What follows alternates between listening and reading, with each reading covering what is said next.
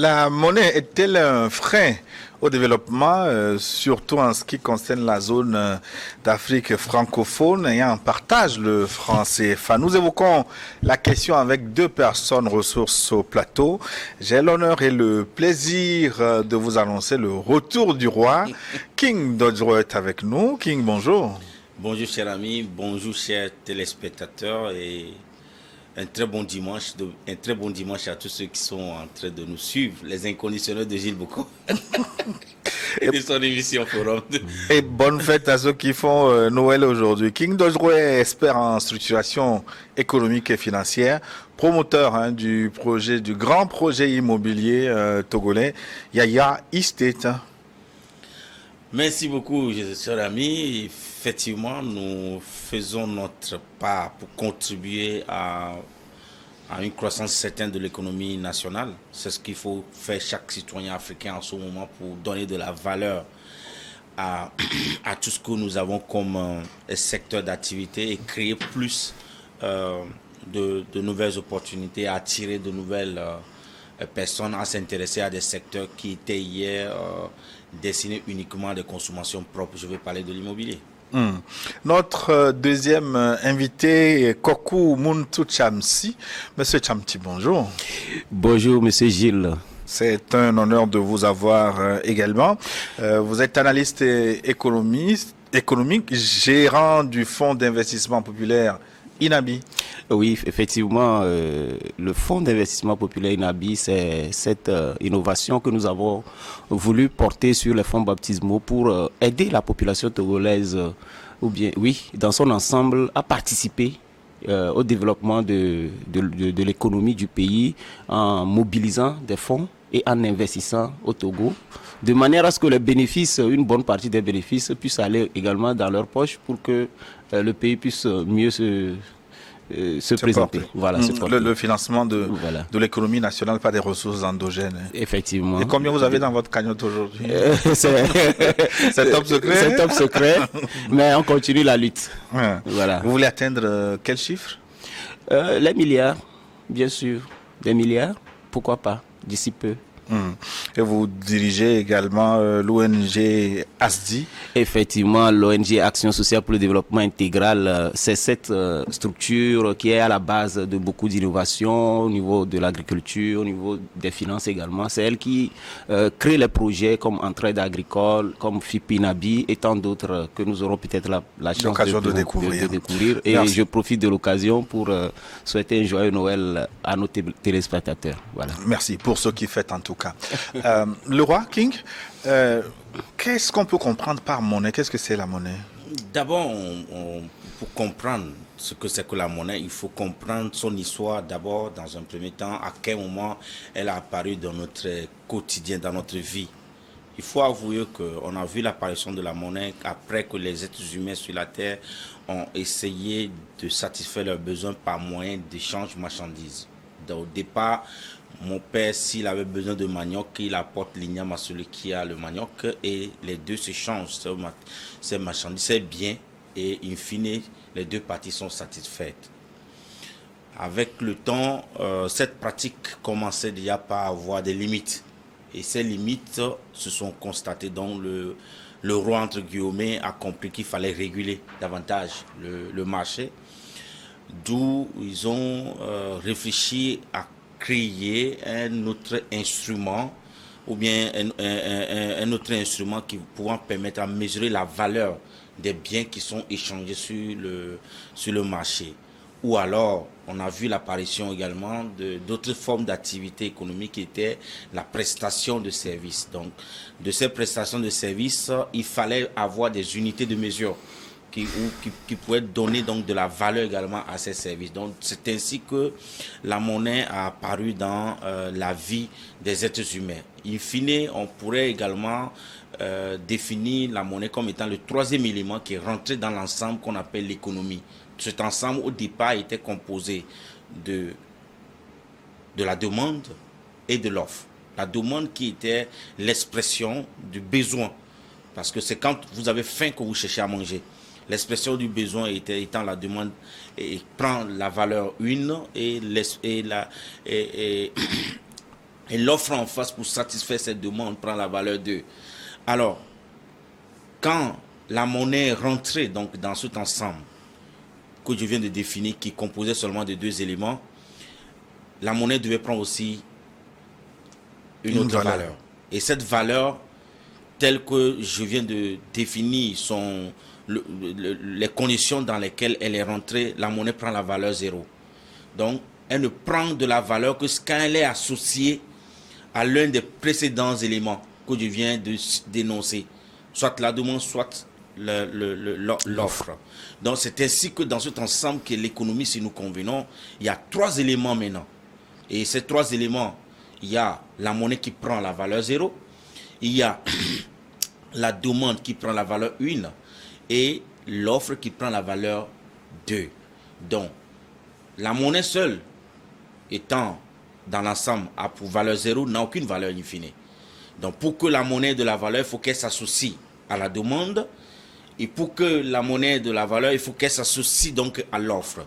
C'est ainsi que la monnaie est entrée dans nos habitudes. Donc, c'est l'instrument de régulation, de conciliation entre l'offre et la demande. Merci beaucoup. C'est l'instrument, d'abord, il a pour première mission une unité de mesure, 2, instrument d'échange, 3, un instrument de conservation en fait de valeur. In fine. Voici les 3 caractéristiques de la monnaie. C'est-à-dire que les 3 rôles qu'elle joue dans la vie des êtres humains, en résumé, dans l'économie. Oui, pour avoir une précision avec vous, avant de passer la parole à M. Chancy, dès lors que la monnaie devient donc un instrument de conciliation entre l'offre et la demande, ça veut dire que sa valeur doit être extrêmement subjective. Oui, c'est vraiment subjectif. C'est pourquoi dans le développement, on comprendra est-ce que la question qui anime le thème d'aujourd'hui, est-ce qu'elle est vraiment un frein au développement? Vous verrez par la suite qu'en fait, du moment où elle n'a de la valeur que quand on l'associe à un des autres éléments de l'ensemble, nous allons, de par nos développements, permettre aux téléspectateurs de tirer leurs propres conclusions. Quelle est l'importance de la monnaie dans le développement d'un pays ou d'une économie? Nous verrons ça par la suite. Oui, M. Chamsi. Oui, effectivement, M. Boko, merci beaucoup pour cette question. Moi, j'aimerais faire un peu l'historique, pas l'historique technique, mais l'historique de façon générale de la monnaie. Il faut dire que à l'apparition de l'homme sur Terre, nous vivions de la cueillette et de la chasse. Voilà. Et donc, il fut un moment où les hommes devenaient de plus en plus nombreux et il fallait commencer par se sédentariser. Donc, cette sédentarisation a amené également à la création des grandes villes, c'est-à-dire des villes où il y avait beaucoup de monde. Alors, comme moi je suis un chasseur, je m'en vais à la chasse, je ramène du gibier. Mais au même moment, quand moi je chassais, les autres cultivaient le sol, ils avaient le maïs. Alors, je reviens, j'ai besoin du maïs pour accompagner mon gibier. Et donc, je vais vers mon ami qui a le maïs, par exemple, ou bien le soja, ou je ne sais pas quoi, et je lui propose de faire des échanges. Ah, mon frère, si je te donne une partie de ma viande, tu me donnes une partie de ton maïs? Il dit oui. Alors là, sur une convention entre nous deux, on se partageait les choses. Je lui donne une partie de la viande, il me donne une partie de son maïs. Ainsi de suite, le troc est né. Et donc, avec le troc, on a développé beaucoup de choses. Les gens ont commercé, les gens ont fait vraiment beaucoup de choses. Mais arrivé à un moment, c'était devenu un peu plus complexe. Alors, est-ce que je prends juste 5 tubercules de maïs pour aller prendre tout un gibier de biche, par exemple, ou bien qu'est-ce que je fais? Ou bien la biche vaut plus que ça? Alors, il y avait aussi d'autres problèmes, comme lorsque j'arrive au marché, ou bien, au lieu du troc, signalons qu'il y a encore des lieux de troc au Togo aujourd'hui, dans les lacs, et c'est un marché qui s'anime régulièrement. Et donc, quand j'arrive dans ce marché, ce que je cherche, si je ne le trouve pas, je fais comment pour pouvoir être satisfait? Et ça a amené à d'autres réflexions, se dit, voilà, si lui, il cherchait peut-être du maïs le jour-là, mais il n'y avait pas de maïs, il faut qu'on lui donne quand même quelque chose pour qu'après, il puisse l'échanger contre autre chose. Voilà, donc mon gibier, je le donne à quelqu'un, je devrais prendre le maïs, mais il n'a pas le maïs. Il doit me donner quelque chose en contrepartie. Et ce quelque chose-là, je dois pouvoir l'échanger encore contre autre chose. Et donc, c'est comme ça qu'est née la monnaie qui a pris plusieurs valeurs dans le temps. Au début, c'était les kouris. Et donc, il y avait aussi, c'est souvent des choses qui sont un peu rares, qu'on ne peut pas trouver n'importe où, mais qui sont aussi abondants à des endroits spécifiques qui sont un peu contrôlés. Du coup, les kouris ont joué ce grand rôle-là dans le temps. Il y avait aussi des feuilles, il y a des feuilles qui avaient de la valeur, et donc qui jouaient ce rôle. Ensuite, il y a eu l'or. Il y a eu l'or qui a été beaucoup utilisé dans le passé et ça n'étonne même pas qu'aujourd'hui, aujourd'hui c'est l'or qui définit la valeur. Voilà, c'est l'or, ça y est, votre monnaie, sa valeur est définie selon votre réserve d'échange. Voilà, en or bien sûr. Et donc, il y a eu également les pièces de bronze, d'argent et autres. Mais selon l'histoire de notre grand professeur Omotunde, l'argent, comme on l'appelle aujourd'hui, la monnaie argent était née en Égypte antique suite au développement de cette grande mégalopole dans le temps et qui a donné naissance maintenant à ce que nous appelons aujourd'hui la monnaie qui sert à échanger les biens et qui permet aux gens de commercer un peu partout dans le monde. Et donc on verra que la monnaie, selon moi, par définition, c'est juste une convention que les gens qui se mettent ensemble arrivent à définir. Et sa valeur dépend des biens que possèdent ces personnes-là. King Dojo, quel est le rôle de la monnaie? Ce rôle a-t-il évolué avec le temps ou ce sont les symboles de la monnaie qui ont tout simplement changé? Bon, la monnaie continue toujours à jouer son rôle, tel que je viens de citer les trois fonctions principales de la monnaie. Un instrument qui permet de faire des échanges, un instrument qui permet également de conserver des valeurs et une autre fonction qui rentre dans la dynamique de la métrologie. Parce que, comme je le disais tantôt, à un moment donné, il faut, sur le marché, en plus des il rentre dans la catégorie des instruments de mesure. Parce que quand vous mesurez le poids ou le volume ou la taille d'un bien, il faut lui donner une valeur. Donc la monnaie est rentrée également dans cette dynamique de métrologie. Donc ce sont ces fonctions qu'elle joue jusqu'à ce jour. Et il y a peut-être une quatrième fonction qui est une fonction purement politique. Politique dans la quête de conquête du monde. Elle joue ce rôle également, qui n'est pas un rôle peu réjouissant, mais c'est un instrument de conquête de nouveaux territoires.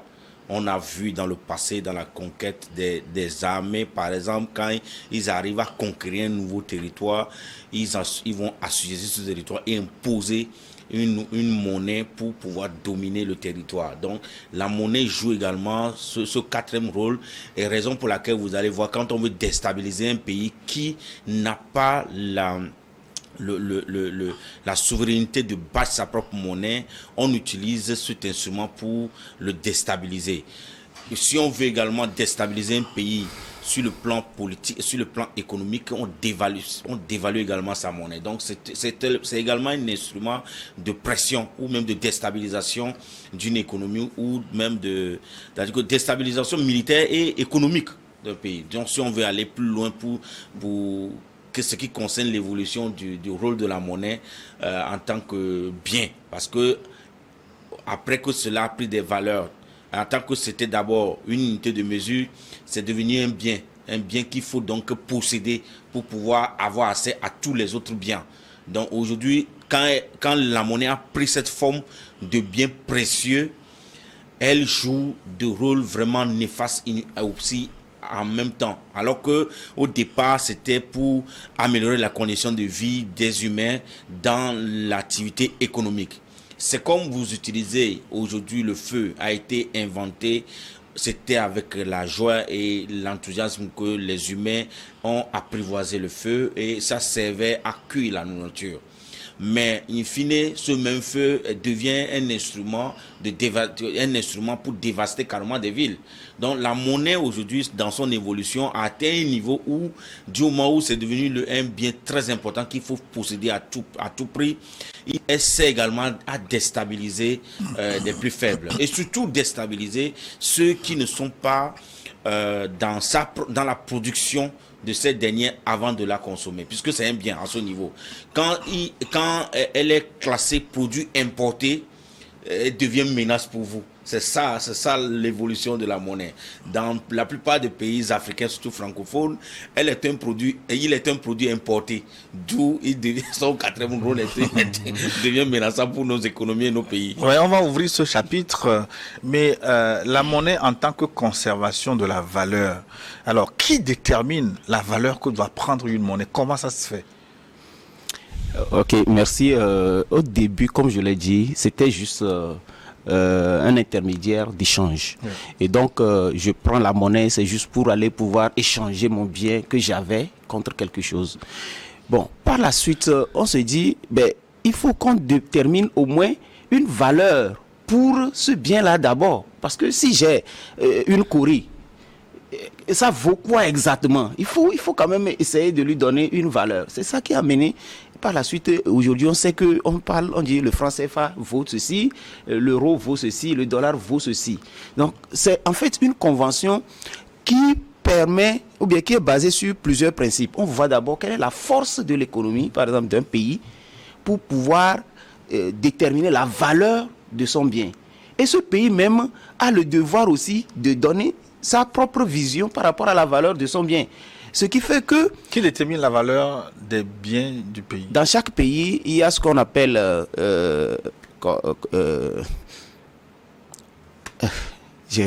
mot m'a échappé. C'est une institution étatique, normalement, qui détermine. Ici, c'est la BCEAO. Vous voyez, pour le franc CFA, on nous a dit que c'est la BCEAO. La Banque centrale des États de l'Afrique de l'Ouest. C'est ce que j'allais dire, une banque centrale. Dans chaque pays, il y a des hommes intègres qui sont nommés par les politiques pour gérer de façon autonome la monnaie du pays. Et ils déterminent la valeur de leur monnaie en fonction des performances économiques de leur pays. Par exemple, lorsque vous produisez beaucoup de biens et vous exportez beaucoup, votre monnaie prend de plus en plus de la valeur, devient très fort parce que les gens vont chercher à l'acheter. Quand les gens vont chercher à l'acheter parce qu'ils veulent commercer avec vous, votre monnaie prend de la valeur. Mais lorsque votre économie est faible, et surtout lorsque vous ne produisez rien du tout, vous ne faites qu'importer des choses, votre monnaie reste très faible. Personne ne veut avoir cette monnaie. Quand elle va prendre la monnaie là, elle va faire quoi avec? Rien. Mais lorsque vous prenez des pays comme les États-Unis qui produisent beaucoup de biens, les gens cherchent leur monnaie. Pourquoi? Parce que quand vous avez le dollar, partout, et tout ce que vous voulez, vous pouvez l'acheter. Ils produisent beaucoup de biens ou bien ils ont imposé cette monnaie au monde? Au début, après la Première Guerre mondiale et la Deuxième Guerre mondiale surtout, les États-Unis étaient devenus le pôle économique mondial. C'est eux qui produisaient pratiquement tous les biens, que ce soit les armes ou les biens de consommation et tout. L'Europe était pratiquement sous infusion. Du coup, il fallait une monnaie conventionnelle et l'Europe a dû accepter la puissance économique des États-Unis qui finançait aussi directement l'Europe par rapport à tout ce qui s'est passé. Vous-même, vous savez que l'Europe a été totalement détruite, le plan Marshall. Voilà. Et donc, cette convention a permis aux États-Unis de mettre leur monnaie tellement en valeur. Par la suite, ils ont négocié, ils ont compris maintenant le mécanisme. Ils ont négocié avec les pays du Golfe pour leur dire, mes amis, on va faire en sorte que vous vendiez votre pétrole en dollars. Parce que quand vous allez vendre votre pétrole en dollars, ça va vous rapporter, nous aussi on va vous assister, on va vous faire ceci, on va vous donner ceci. Et donc quand ces monarchies-là ont accepté vendre leur pétrole en dollars, ça a donné encore plus de valeur au dollar, à la monnaie américaine. Et plus il y a la demande, parce que tout le monde achète le dollar, achète, comment l'appelle-t-on, le pétrole. Alors, quand tu veux acheter le pétrole, tu as besoin du dollar. Et quand tu as besoin du dollar, les États-Unis doivent en fabriquer pour que toi tu puisses en avoir. Donc, c'est ça qui a donné plus de valeur. Et la monnaie, le dollar est devenu la monnaie mondiale que tout le monde utilise. Maintenant, ils en ont profité pour créer des institutions comme la Banque mondiale, le FMI et tout ce qui va avec. Et ensuite, cette monnaie les a tellement servi qu'ils ont oublié d'où venait cette puissance économique-là. Et donc, ils ont commencé par sanctionner des pays par rapport à l'utilisation du dollar. Quand tu fais quelque chose qui ne va pas bien, comme mon ami vient de le dire, allez, on te dit sanction. Et comme c'est des petits pays au début, ça ne créait pas de soucis. Mais maintenant que ça commence par aller vers les grands pays comme la Chine, comme la Russie, eux aussi, ce sont des puissances. Alors, ils ont commencé par accumuler quoi? L'or, qui est la première monnaie conventionnelle que tout le monde accepte aujourd'hui. Et donc, eux aussi, ils ont commencé par négocier. Et maintenant, le dollar, aujourd'hui, le dollar est très fort. Mais très bientôt, le dollar va commencer par chuter. Et les analystes prédisent pratiquement la fin du dollar qui va coïncider avec la fin de la superpuissance américaine. Mais je renvoie la même question à King. Qui détermine la valeur que doit prendre une monnaie?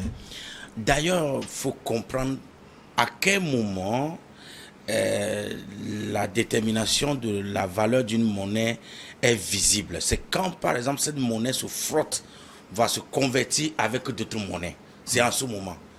Et pourquoi est-ce que ça doit prendre de la valeur ou ne pas prendre de la valeur? Ça prendra de la valeur sur ce principe.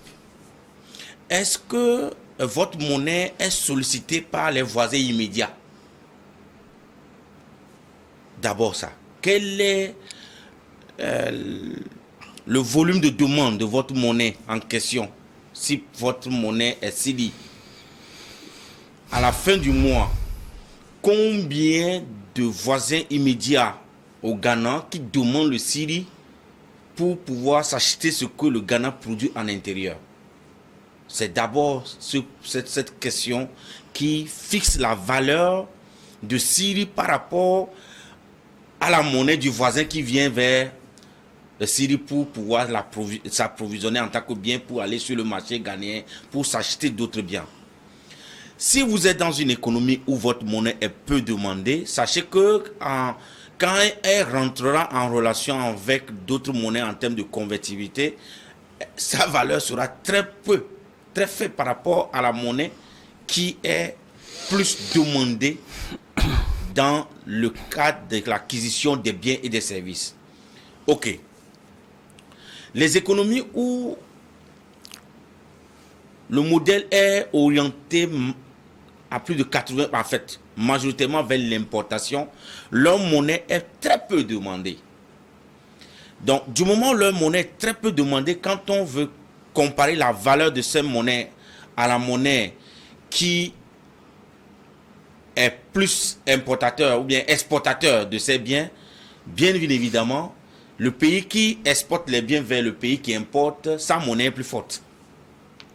Donc, la valeur de la monnaie fonction donc du modèle économique d'un pays. La valeur de la monnaie est fonction irréfutablement du modèle économique d'un pays. Donc, si votre économie est une économie d'importation, votre monnaie sera très faible. Si votre économie est une économie d'exportation, votre monnaie sera très forte. En Afrique, par exemple, même quand on va vers l'industrialisation, même les matières premières sont importées. Même les pays africains qui connaissent aujourd'hui une industrialisation avancée par rapport à d'autres, même les matières premières majoritairement sont importées. Pour d'autres, plus de 80% de produits manufacturés que nous consommons sont importés. Donc, on est plus demandeur, par exemple, de la monnaie roi qui est le dollar, pour pouvoir donc s'acquérir ces biens en Chine, parce que les États-Unis d'Amérique ont fait le lobbying auprès des Chinois en leur disant, écoutez, oui, nous sommes d'accord que vous êtes le poumon industriel du monde. On a délocalisé une bonne partie de nos industries chez vous pour pouvoir vous maintenir à cette position. Mais vous aussi, en contrepartie, acceptez que pour venir acheter sur vos marchés, que ce soit en dollars. Les Chinois acceptaient cela. Ils sont allés vers les pays du Golfe. Ils disent, écoutez, vous produisez beaucoup de pétrole. votre pétrole prendra de la valeur véritablement si vous acceptez suivre les coûts que fixent les bourses de Londres pour la fixation des coûts des matières premières. Si vous acceptez cela, nous allons donner régulièrement de la valeur à votre produit que à votre pétrole. Donc, acceptez en contrepartie que c'est en dollars qu'on achète donc votre produit. Et vous savez, ils ont fait tous ces lobbying-là et tous les pays du monde qui détenaient des matières premières ont accepté que c'est Londres qui fixe le prix de coût des matières premières. Et le coût est donné en dollars. Donc, si le coût est donné en dollars, les gens doivent acheter ça en dollars. Donc, c'était un travail formidable commercialement que les gars, ils ont fait. Donc, tout le monde s'est affilé donc, et à cette bourse de valeur londonienne qui fixe le prix des matières premières. Mais si votre matière première est incontournable, si les autres cherchent comme des pays qui ont l'or, pourquoi ne pas imposer votre monnaie comme devise d'achat de votre matière première? Justement, en fait, c'est là le paradoxe, en fait. Vous allez voir pourquoi est-ce qu'aujourd'hui, il y a des blocs qui se développent, en fait. Et c'est tout de même l'Afrique que le problème, il est encore plus réel parce que l'Afrique est pourvoyeur de beaucoup plus de matières premières qui permettent de faire tourner l'industrie occidentale. Mais par manque de volonté de transformer les matières premières et pour pouvoir produire ce qu'on consomme sur le continent, l'Afrique demeure toujours le continent le plus demandeur de leurs produits manufacturés. Donc, c'est là le problème. Pourquoi on se demande, mais pourquoi est-ce que, par exemple, mais les tissus que nous portons, toute la matière première vient de l'Afrique subsaharienne, le coton, je veux dire, et que, in fine, nous importons tout ce que nous avons comme besoin en habillement. Ça prend de la valeur. Mais on pouvait aussi transformer le coton pour faire l'habit tel que je l'ai porté, là, transformer cela et développer carrément notre industrie tertiaire ou bien d'habillement, sans toutefois importer, in fine, des habits. Donc, du coup, qu'est-ce qui va se passer? Hier, si par exemple le Togo importait près à 400 milliards de francs CFA annuellement de tissus de la Chine pour satisfaire son besoin en termes de tissus sur le marché local, aujourd'hui, si on transforme le coton local, on n'achète plus le dollar à l'équivalent de 400 milliards de francs CFA. Du coup, le Togo sera moins demandeur du dollar. Donc, le dollar perdra un client réel systématiquement. Mais le problème, c'est qu'il faut comprendre. La fixation de la valeur ou bien du prix de la marchandise sur le marché local est fonction d'abord du coût de production des acteurs locaux. C'est les acteurs locaux eux-mêmes qui fixent d'abord la valeur d'un bien sur le marché. Et si on est dans une économie de production de ce que nous consommons, vous allez voir que notre monnaie, in fine, va conserver une valeur nationale. Si on dit le courri est un courri pour 1 kilo d'igname, ça demeurera toujours un courri pour 1 kilo d'igname. Si demain, le producteur dit que non, le coût de production a augmenté, donc aujourd'hui je veux 2 courris pour 1 kilo d'igname, on est dans un espace économique local, national. On ne va pas changer notre courri contre le dollar pour pouvoir s'acheter cet igname. Mais si nous étions dans une démarche contraire, vous allez voir qu'on nous impose même d'abord le prix de l'igname d'abord pour commencer. On peut vous dire qu'au lieu même que l'igname, 1 kilo d'igname soit 2 courris, ce sera 1 kilo d'igname à 2 dollars. 2 dollars qui va dire que le rapport entre le courri et le dollar, c'est que pour prendre 1 dollar, il faut 5 courris. Pour prendre 1 dollar, il faut 5 courris. Donc pour 2 dollars, il te faut dépenser 10 courris. Alors que si nous étions dans une démarche de produire l'igname nous-mêmes, ce que nous consommons, le producteur fixe son prix. Et l'acheteur mobilise seulement 2 courris pour l'acheter. C'est l'exemple du coton que nous portons.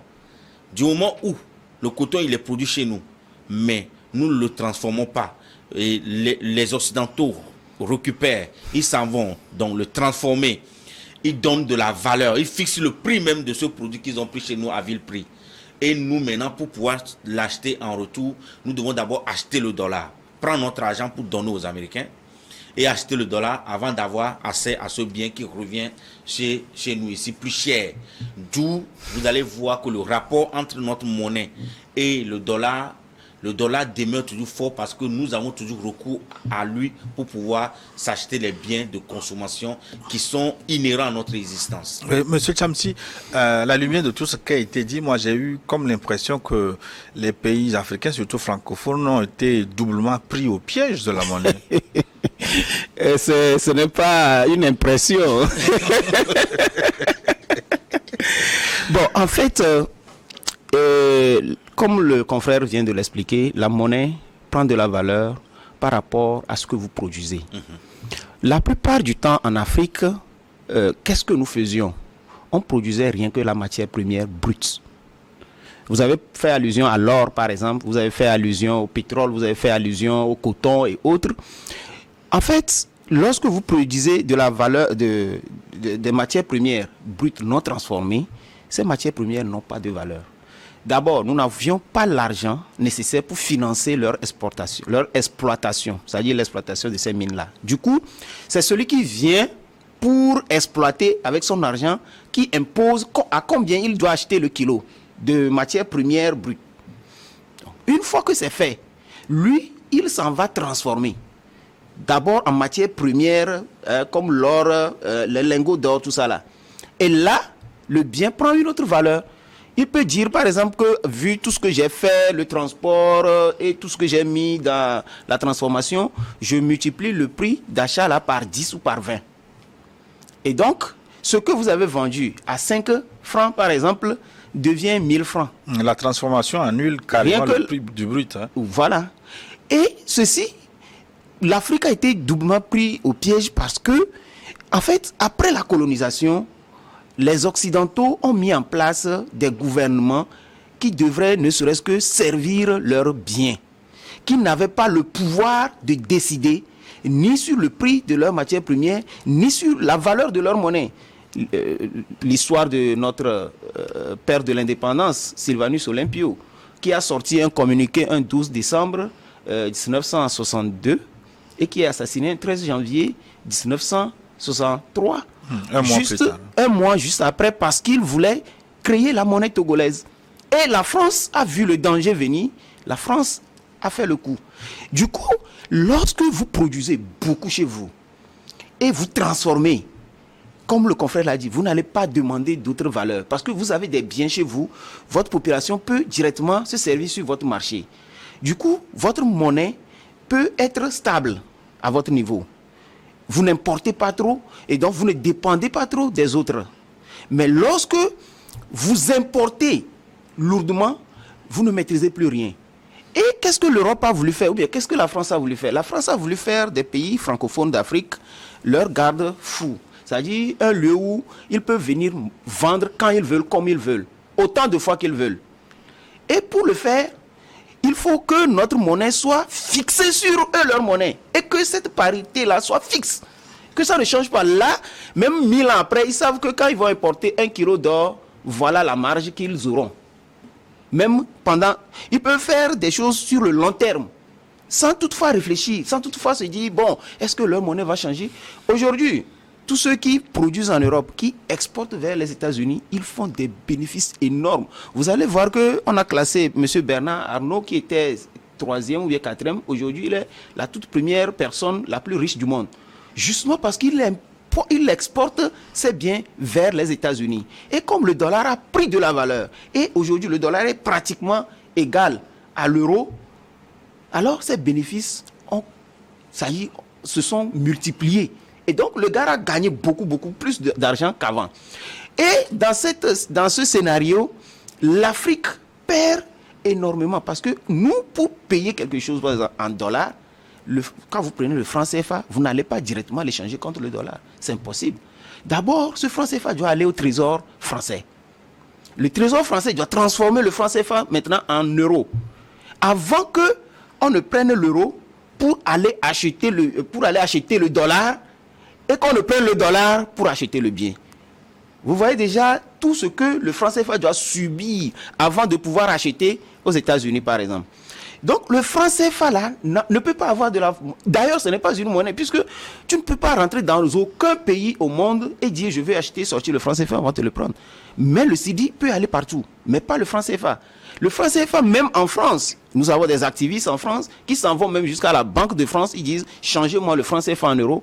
La France refuse, parce que le mécanisme de changement est fait de manière à ce que la France garantit ne serait-ce que 50% de la fabrication de cette monnaie-là, en prenant, ça dit, si tu dois prendre 100, si le Togo donne par exemple 100 000 francs CFA à la France nous donnera l'équivalent de 50 000 francs CFA en euros, pour qu'on puisse maintenant acheter le dollar avant d'acheter le bien. Voilà pourquoi le pétrole coûte extrêmement plus cher chez nous, par exemple, que dans d'autres pays. Parce que nous utilisons justement ce franc CFA-là qui nous rend vraiment, je ne sais pas comment le dire, dépendant de la France à 100%. Et ce franc CFA facilite, ou bien c'est aussi quelque chose qui avantage l'Europe entière. Pourquoi? Parce que aujourd'hui, l'Europe utilise l'euro. Et donc, tous les pays de l'Europe peuvent exporter leurs biens en Afrique et être sûrs de combien ils vont gagner, même sur 10 ans, même sur 20 ans. Et c'est ce qu'ils font avec nous. Mais la France gagne plus parce que c'est elle qui garantit maintenant ce franc CFA. Et c'est elle qui frappe la monnaie. Et c'est elle qui frappe la monnaie. King que personne ne contrôle d'ailleurs. Je suis quelque peu confus. Ouais, bien sûr, allons-y. Est-ce que je me rends compte que finalement, est-ce que les Africains ne travaillent pas pour le roi de Prusse? Ils sont paralysés au niveau de la production, ils produisent très peu, ils ne peuvent pas avoir une économie compétitive, et ils ne maîtrisent pas leur monnaie. Du coup, ça fait beaucoup de goulot d'étranglement là. Et si on s'en tient aux 3 rôles que j'ai définis pour la monnaie, en fait, est-ce que les Africains ne travaillent pas plus pour le roi? À un moment donné, le roi s'est rendu compte qu'en fait, avec ce système de troc, ce qui me revient à moi en tant que roi m'échappe. La monnaie joue un autre rôle ici. Hein. C'est pourquoi le roi réfléchit, écoutez, si vous échangez marchandise contre marchandise, il est quasi impossible in fine que je puisse avoir mes 10% pour nourrir ma famille. Parce que moi, en tant que roi et ma maisonnée, je ne travaille plus, je veille, je reste sur place pour régler vos problèmes. Donc, il faut un autre instrument, donc comme je le disais, de mesure qui permet de ramener la part du roi aussi. Donc, quoi qu'il arrive, quelle que soit la nature, le modèle économique dans lequel évolue le peuple, le roi, sa part est garantie. Que ce soit l'importation, que ce soit l'exportation, sa part est garantie parce que c'est le seul moyen pour lui d'être rassuré de la traçabilité de ce que fait le peuple dans un premier temps. Mais à un moment donné, le peuple, la population a évolué, les habitudes ont changé. Le contrôle et suivi de la population a échappé au roi. Donc le roi dit, puisque le contrôle et suivi de la population m'échappe, je vais beaucoup orienter ou encourager davantage ma politique économique vers le modèle qui me permet d'avoir plus de traçabilité pour garantir ma part, d'où l'importation. Parce qu'au moins l'importation, ça passera par les ports. Donc on a un contrôle bien mis en place pour pouvoir collecter les droits de douane et aussi tracer les acteurs qui ont importé le produit qu'en fin d'année puissent payer les impôts en contrepartie de ce que le droit, ce qu'on appelle pour jouir son droit de fait qu'il est roi qui surveille la cité et garantit la sécurité pour les biens et les personnes. Alors, le roi, il n'est pas perdant. Celui qui est perdant dans le modèle actuel de nos économies, c'est le peuple qui est perdant. Parce que le roi, au moins, a réussi à tirer son épingle du jeu. Pourquoi vous ne donnez pas le vrai nom du roi?